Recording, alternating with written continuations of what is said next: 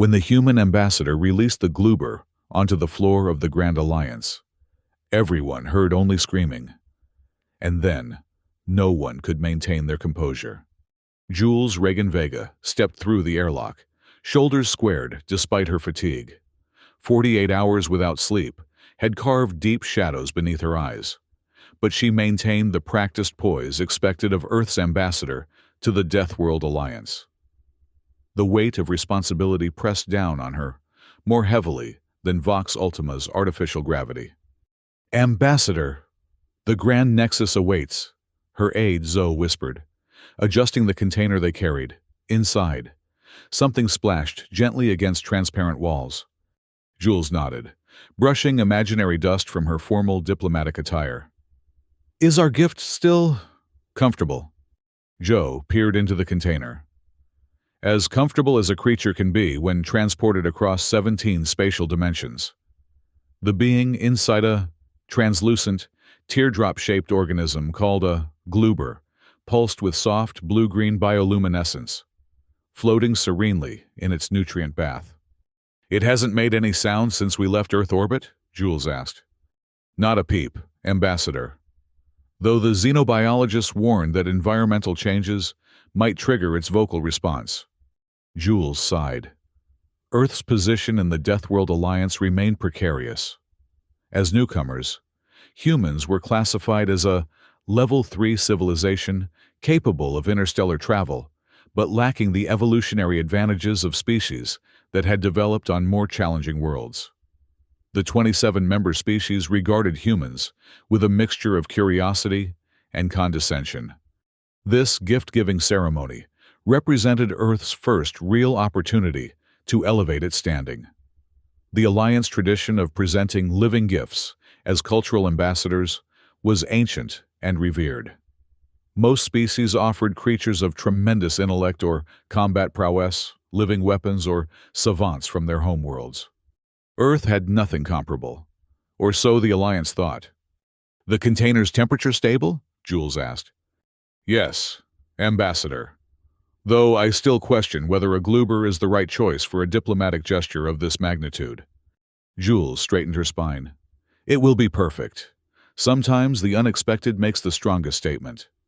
The massive octagonal doors of the Grand Nexus slid open, revealing a chamber of impossible geometry. The ceiling stretched kilometers upward, dotted with floating platforms, where delegates from various species observed the proceedings. Gravity planes intersected at odd angles, allowing different beings to stand on what appeared to be walls or ceilings. Light cascaded from crystalline structures, refracting into spectra beyond human perception. At the center, a raised dais awaited Earth's offering. The murmurs of multiple species, some communicating through electromagnetic pulses, others through color changes or subsonic rumbles, fell to a hush as Jules approached the platform. Representatives of all 27 Alliance civilizations watched from their designated areas.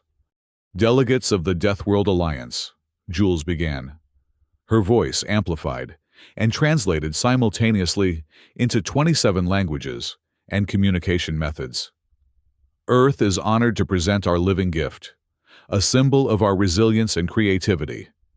The Caix Dominion's High Commander Thulix, a towering figure with chitinous exoskeleton and compound eyes that reflected light like oil on water, leaned forward. "We anticipate this demonstration of Earth's biological achievements," he said, mandibles clicking. "Though we understand your evolutionary challenges have been modest." Jules maintained her diplomatic smile. "Appearances can be deceiving, High Commander." She nodded to Zoe, who placed the container on the dais and activated the release mechanism. The transparent walls retracted, and the gloober floated upward, its gelatinous body catching the light as it hovered uncertainly in the open air. For a moment, the chamber remained silent. The gloober's body pulsed gently, its translucent skin revealing complex internal structures that shimmered with bioluminescence. Then, it sensed the change in its environment, the unfamiliar gravity, the kaleidoscope of light, the press of alien attention. The scream that erupted from the Gloober's amorphous form shattered the ceremonial silence like a physical blow. It wasn't merely loud. It carried harmonics that scraped against the neural pathways of every being present. The sound sliced through the air like tearing metal, reverberating off the chamber's crystalline surfaces and amplifying into a cascading wall of noise. Jules flinched, hands reflexively moving to cover her ears. Around the chamber, delegates reacted with varying degrees of alarm and outrage. The crystalline luminary representatives vibrated dangerously, their normally harmonious structures threatening to shatter. Magorn warriors drew ceremonial blades, their scaled skin bristling with threat displays. "What is the meaning of this?" Thulix demanded, his voice barely audible over the continuing scream. "Is this some form of auditory assault?" "No," Jules shouted. "It's just startled." But the Gloober showed no signs of quieting. If anything, its scream intensified, developing new frequencies that seemed to penetrate directly into the brain. On a nearby platform, a Vespid diplomat's translucent wings cracked under the sonic pressure. "This is an outrage!" bellowed Representative Vesh, his massive form rising to full height. "The humans mock us with this noise machine." The Gloober's body had changed color, shifting from serene blue-green to a pulsing amber. Its body contracted and expanded with each wail, sending ripples across its gelatinous surface. "Please," Jules implored, stepping toward the creature. "Give it a moment to adjust." A reverberating crack echoed through the chamber as one of the crystalline support beams fractured under the sonic assault. Fragments rained down, forcing several delegates to scatter. "Containment," Thulix ordered. "Secure that creature immediately." Security drones converged on the Gloober, attempting to deploy isolation fields, but the creature's screams seemed to interfere with their targeting systems. The drones collided with each other, their guidance disrupted by the sonic barrage. Jules lunged forward, reaching for the Gloober, but Zoe pulled her back. "Ambassador Protocol." "Forget protocol," Jules hissed. "They're going to destroy it if we don't." A containment team of Vespid technicians swarmed the dais, deploying sonic dampening technology. The Gloober's screams became muffled, but didn't cease as they encased it in a portable isolation chamber. "The gift-giving ceremony is suspended," announced the Alliance moderator, a being of pure energy contained within an ornate mechanical shell. "The human offering will be sequestered for examination. All delegates are dismissed until further notice." Jules watched helplessly as the Vespid team whisked the Gloober away, its amber form still visibly pulsating with silent screams inside the containment field. "Ambassador Vega," Thulix said, looming over her. "The Alliance expects an explanation. Is this a deliberate provocation?" Jules swallowed hard. "No. High Commander, the Gloober is a peaceful creature. Its vocalizations are a natural response to stress." "Natural?" Thulix's compound eyes flashed with skepticism.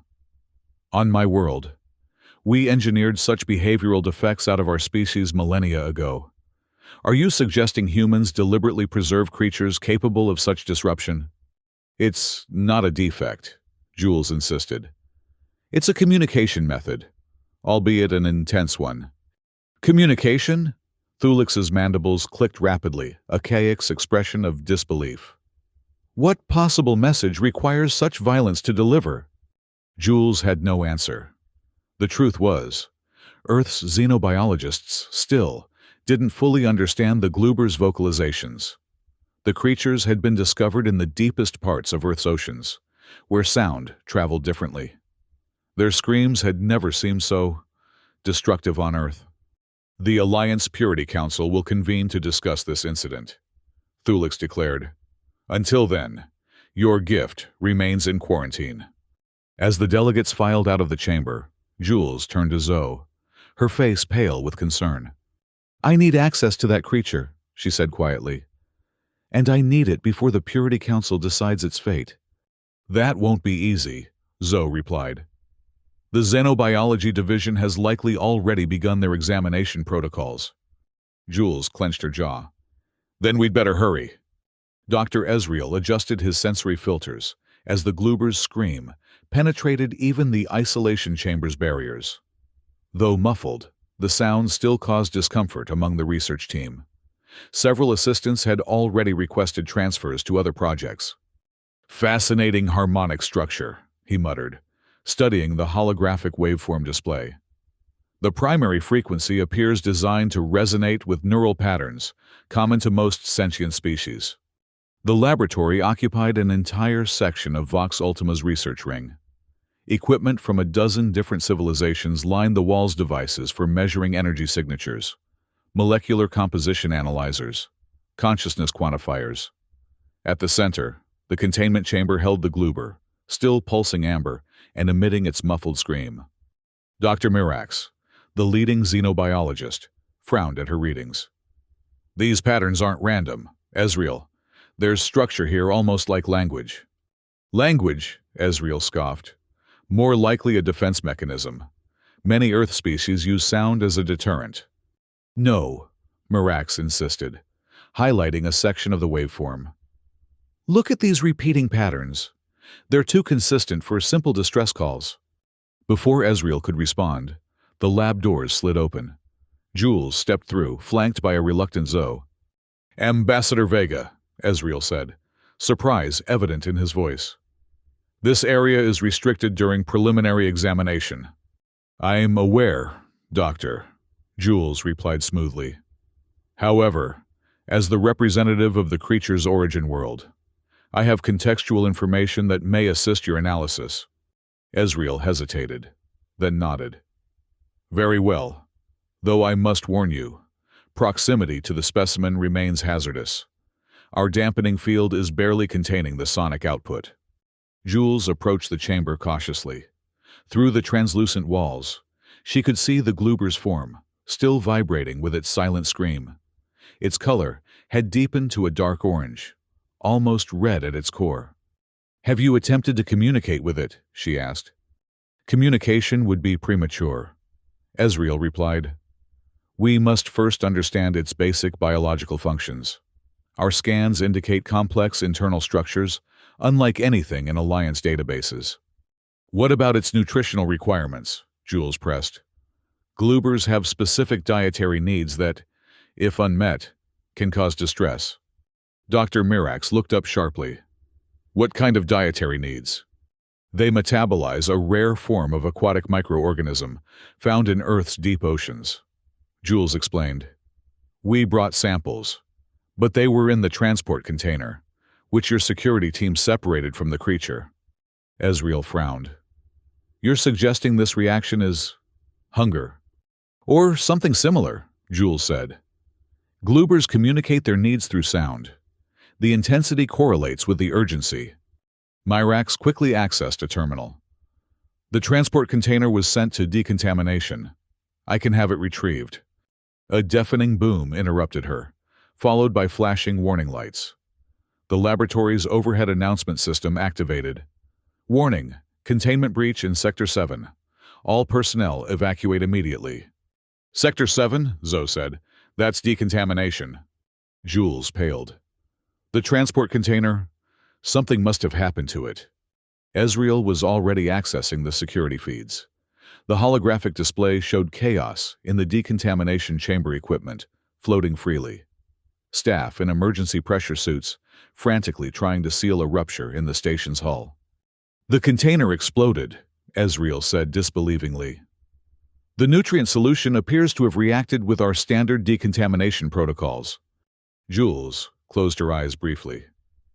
Those nutrients are highly unstable outside their native environment. That's why the Gloober needs to consume them regularly to prevent spontaneous energy conversion.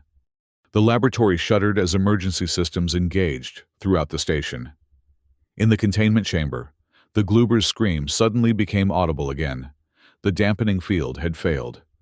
We need to evacuate, Ezreal ordered, already moving toward the exit. Wait, Jules said. The Gloober, we can't leave it here. Ambassador, That creature is now classified as a hazardous biological entity, Ezreal said firmly. Protocol dictates. Protocol won't matter if this station tears itself apart, Jules interrupted. The Gloober's screams will only intensify as its condition deteriorates. Without proper nutrition, it could destabilize completely. Mirax looked between them, her scientific curiosity battling with self-preservation instinct. What do you propose, Ambassador? Let me approach it, Jules said. On Earth, Gloobers respond to familiar presences. I might be able to calm it enough for transport to a more secure facility. Ezreal shook his head. Absolutely not. The risk is acceptable, Jules finished. Because the alternative is watching this station suffer progressive structural damage as the screams intensify. She nodded toward the ceiling, where hairline fractures were already appearing in the reinforced materials. Another tremor shook the laboratory. Somewhere distant, something large crashed to the floor.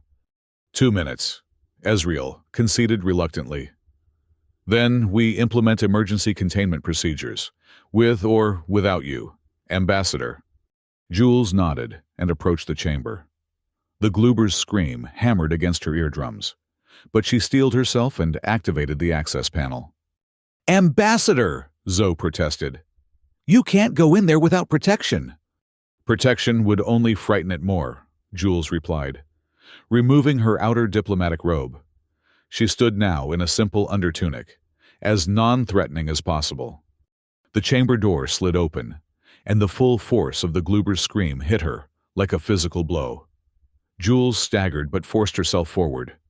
The creature hovered at the center of the space, its form now a deep crimson, vibrating with such intensity that it blurred at the edges.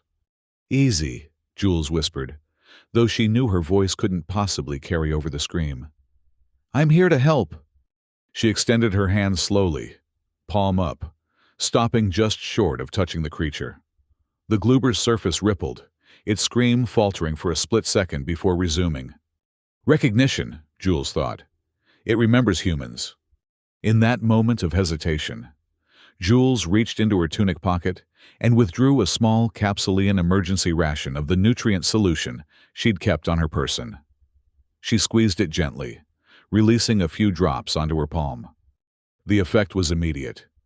The Gloober's scream cut off mid-wail, replaced by a softer keening sound. Its color shifted, crimson fading to orange, then yellow. That's it, Jules murmured, holding her palm closer. You're just hungry, aren't you? The Gloober extended a pseudopod tentatively, touching the nutrient solution.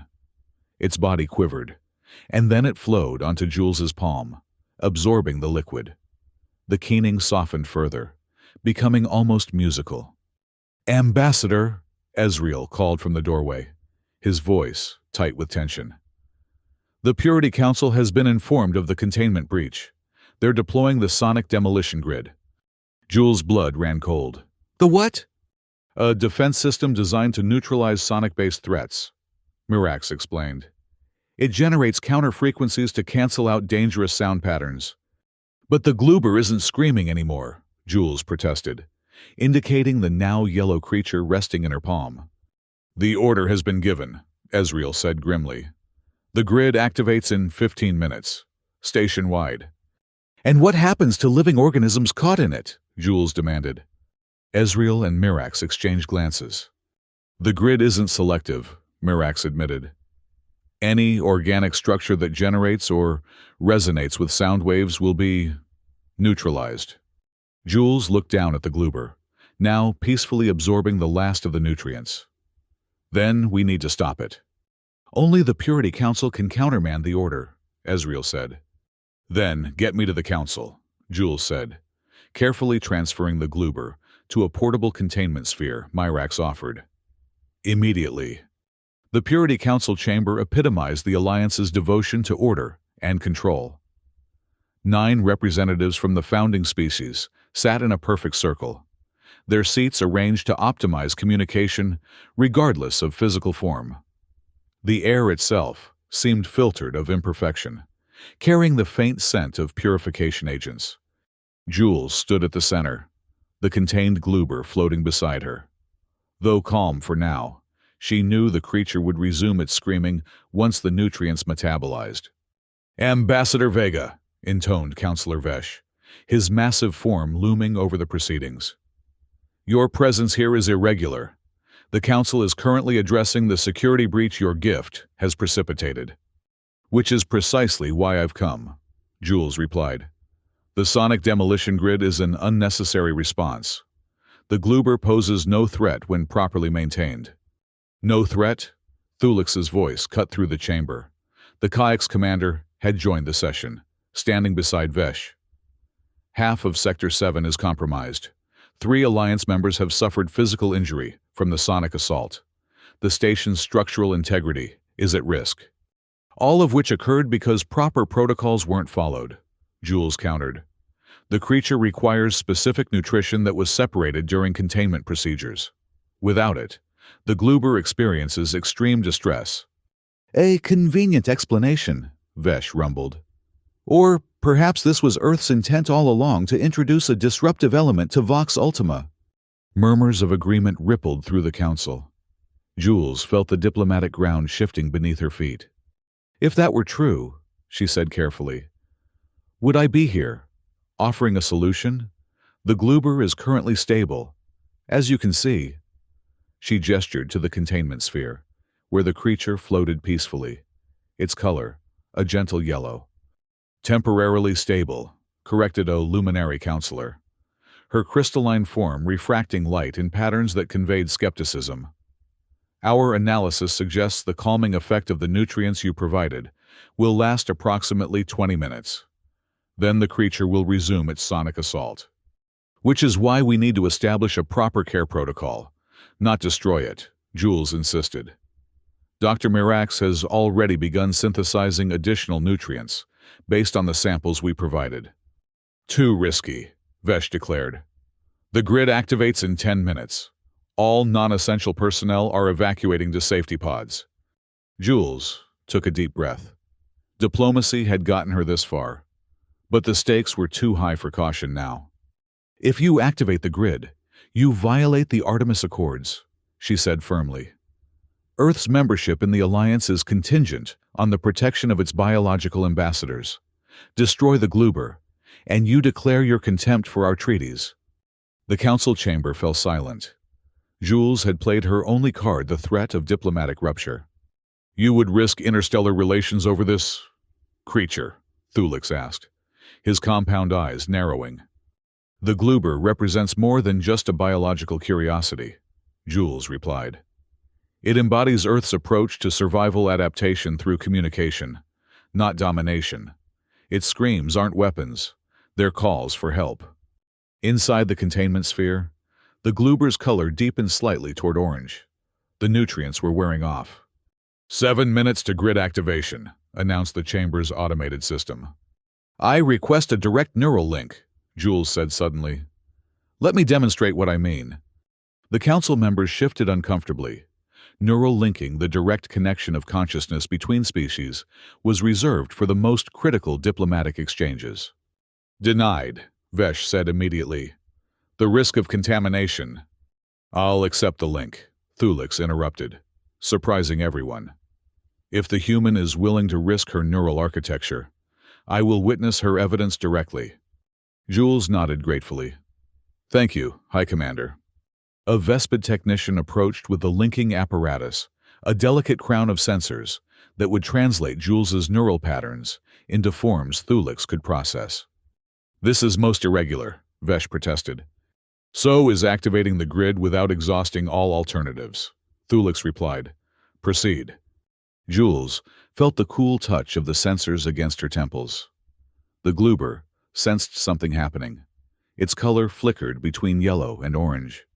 "Focus on what you wish to communicate," the technician instructed. "The link will translate concepts, not specific thoughts." Jules closed her eyes, concentrating on what she knew about Gloobers. Their discovery in Earth's deepest oceanic trenches. Their role in maintaining underwater ecosystems. Their unique communication methods that had baffled scientists for years, until someone realized their screams contained patterns similar to human speech when analyzed at certain frequencies. Most importantly, she focused on the revelation that had come too late for today's ceremony. Gloobers screamed not to threaten, but to connect, to be heard in environments where other sounds couldn't penetrate. The neural link hummed with energy. Jules felt a presence in her mind, alien, yet curious. Thulix was receiving her thoughts. In the containment sphere, the gloober began to tremble. Its color deepened further toward orange. 4 minutes to grid activation, announced the system. Thulix suddenly broke the neural connection, his compound eyes rapidly changing color, the KX equivalent of intense thought. Interesting, he said finally. The creature's vocalizations contain embedded information patterns, not merely emotional signals, but actual data transmission. Yes, Jules confirmed. We believe gloobers evolved this communication method to overcome the limitations of their deep ocean environment. Their screams cut through background noise and travel immense distances. And in the vacuum of this station, asked the luminary counselor. An overwhelming sensory experience, Jules admitted. Like whispering in a deep cave, then suddenly shouting in an empty room. The gloober doesn't understand why its normal communication method is causing such disruption. Inside the sphere, the gloober pressed against the wall closest to Jules. Its color had stabilized at orange, but patches of red were beginning to appear. 2 minutes to grid activation, the system announced. We need to decide, Vesh insisted. The creature's distress is clearly returning. Jules placed her hand against the sphere. The gloober mirrored her movement from inside, its pseudopod flattening against the barrier. Let me try something, she said, turning to the technician. Can you create a two-way neural link between me and the gloober? The technician looked uncertainly at the council. Thulix nodded once. Quickly, he ordered. The technician adjusted the sensors, adding a connection point to the containment sphere. Jules felt the neural link reactivate, but differently, like a presence observing her thoughts, and more like an open channel. She pushed a simple thought down the connection. Friend, safe, help. The gloober's response wasn't words, but a flood of sensations: darkness, pressure, isolation, hunger, confusion, fear, overwhelming fear. Jules gasped at the intensity, but maintained the connection. She sent back feelings of reassurance, safety, understanding. 1 minute to grid activation. Wait, Thulix commanded. Something is happening. Inside the sphere, the gloober's color had begun to shift, orange giving way to yellow, then a pale green Jules had never seen before. Its form stabilized, the trembling subsiding. It's responding to the neural connection, Mirax said from the chamber entrance, where she had been observing. It's recognizing communication. Jules continued the wordless exchange, explaining through concepts and emotions that the gloober needed to modulate its vocalizations, that its normal communication method was harmful in this environment. Understanding flowed back through the link knot, complete comprehension, but recognition of the problem. The gloober wanted to cooperate. 30 seconds to grid activation. Cancel the grid, Thulix ordered. The threat is neutralizing itself. Vesh hesitated, then nodded reluctantly. Override authorization Vesh Prime 7. Cancel sonic demolition grid. Grid deactivation confirmed, the system announced. Jules sagged with relief, maintaining the neural connection. The gloober had shifted to a soft blue, calmer than she had ever seen one of its kind. Remarkable, said the luminary counselor. The creature adapts quickly, as do its human sponsors, Thulix observed. Perhaps we have underestimated Earth's contributions to the Alliance. Jules carefully broke the neural connection, blinking as her perception returned to normal. The gloober needs regular nutrition and a safe environment where it can communicate without causing structural damage. Dr. Mirax has already begun synthesizing the necessary compounds. This incident will require review, Vesh stated, though his tone had softened. The gift-giving ceremony was disrupted, protocols were broken, and knowledge was gained. Thulix interrupted.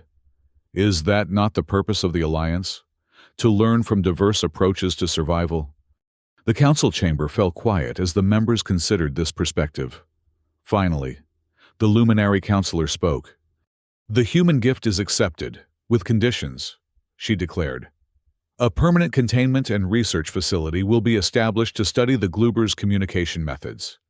Ambassador Vega will oversee the project, ensuring proper care protocols are maintained. Jules bowed formally. Earth is honored by your wisdom, counselors. As the council session adjourned, Thulix approached Jules privately. A calculated risk, Ambassador, he said, mandibles clicking softly. Bringing such an unpredictable element to Vox Ultima. Jules smiled slightly. Life is unpredictable, High Commander, especially on Deathworlds like Earth. Indeed. Thulix's compound eyes studied her. Your species continues to surprise us. Perhaps that is your evolutionary advantage, not strength or advanced senses, but adaptability and, what do you call it? Empathy. Something like that, Jules agreed. In its containment sphere, the Gloober pulsed with gentle blue light, no longer screaming, but humming softly, a sound almost like contentment. 3 weeks later, Jules stood in the newly established Gloober Research Center, watching the creature float peacefully in its specialized habitat. The space had been designed to accommodate its unique, needs nutrient-rich suspension fluid, acoustic dampening technology, and neural interface points for communication. The Gloober had become something of a celebrity on Vox Ultima. Delegates from across the Alliance visited daily, curious about the creature that had nearly brought the station to its knees. What most impressed them wasn't its disruptive capabilities, but how quickly it had adapted once properly understood. Your pet seems happy, Zoe commented, joining Jules at the observation window. Not a pet, Jules corrected. A cultural ambassador. And yes, it's thriving now that we've established proper protocols. The Gloober's color had stabilized at a serene blue-green, occasionally brightening when it communicated through the modified neural interface. Its screams had been replaced by a harmonic humming that, rather than damaging station infrastructure, actually complemented the ambient resonance frequencies. The Council has issued its final report, Zoe said, handing Jules a data tablet. You might find it interesting reading. Jules skimmed the document, her eyebrows rising. Earth's status upgraded to level 9 partner? That's unprecedented for a species that joined so recently. Apparently, our approach to the Gloober incident impressed them. Zoe replied, specifically, and I quote, Earth's demonstrated capacity for interspecies empathy and adaptive problem-solving represents a valuable evolutionary strategy previously underrepresented in Alliance paradigms. Jules smiled, watching the Gloober perform lazy loops in its habitat. In other words, sometimes understanding is more powerful than dominance. A lesson some Alliance members needed to learn, Zoe agreed, though I doubt they'd admit it so plainly. The habitat's door slid open, admitting Thulix. The kayak's commander had become a regular visitor, spending hours observing the Gloober and occasionally participating in neural interface sessions. Ambassador Vega, he greeted, mandibles clicking respectfully. Your gift continues to educate us. As was intended, High Commander, Jules replied, though perhaps not quite so dramatically. Thulix's compound eyes shimmered with what Jules had come to recognize as amusement. The most valuable lessons often come with the greatest discomfort. My species learned this through millennia of evolution on a world that tried constantly to kill us. Earth tried to kill us too, Jules said. We just developed different strategies for survival. Yes, Thulix agreed. Where we engineered biological solutions, stronger exoskeletons, redundant organs, poison resistance, your species developed something more intangible. Empathy isn't intangible, Jules corrected gently. It's as real as any physical adaptation. The ability to recognize another's needs, to communicate across differences. These kept us alive when our physical capabilities weren't enough. Inside the habitat, the Gloober pulsed with light, almost as if responding to their conversation. Through the neural interface, Jules felt a gentle Probetha creature's way of greeting familiar presences. The Alliance Council has requested additional biological ambassadors from Earth, Thulix said. Species that exemplify your evolutionary approach. Jules raised an eyebrow. I thought one screaming gift was enough excitement. The screaming has stopped, Thulix pointed out. And in its place, we have gained new understanding. As if on cue, the Gloober emitted a soft, melodious hum. The sound carried through the specialized acoustic channels, resonating pleasantly, rather than destructively. I'll consult with Earth's xenobiologists, Jules promised. Though I should warn you, most of our species communicate even more intensely than Gloobers. We are prepared for the challenge, Thulix assured her, his mandibles clicking in anticipation. After all, is that not the purpose of the Deathworld Alliance? To confront the universe's infinite diversity and learn from it. Jules smiled, sending a wordless greeting through the neural interface. The Gloober responded with a pulse of bright blue light and a happy trill that made the observation window vibrate ever so slightly. In that case, High Commander, prepare for more surprises. Earth has only just begun to share its gifts. On the journey back to her quarters, Jules passed through Vox Ultima's grand observation deck. The massive viewport revealed the sprawl of stars against infinite darkness, punctuated by the sleek forms of Alliance vessels arriving and departing. Among them, a small Earth transport had just docked. Jules knew what it contained, the next biological ambassador, carefully selected to build on the Gloober's unexpected success. The screaming had stopped, but Earth's message was just beginning to be heard throughout the stars. In her pocket, Jules carried a small vial of nutrient solution, a reminder that sometimes the simplest needs went unrecognized amid diplomatic complexity. The Gloober had taught the Alliance that lesson through its desperate screams. The next ambassador would teach something different, in its own unique voice. Jules pressed her hand against the viewport, feeling the subtle vibration of the station not from distress, but from the harmonious operation of countless systems working in concert. Much like the Alliance itself, when all its members were properly understood and nourished. No more screaming, she whispered to the stars. Now we sing together.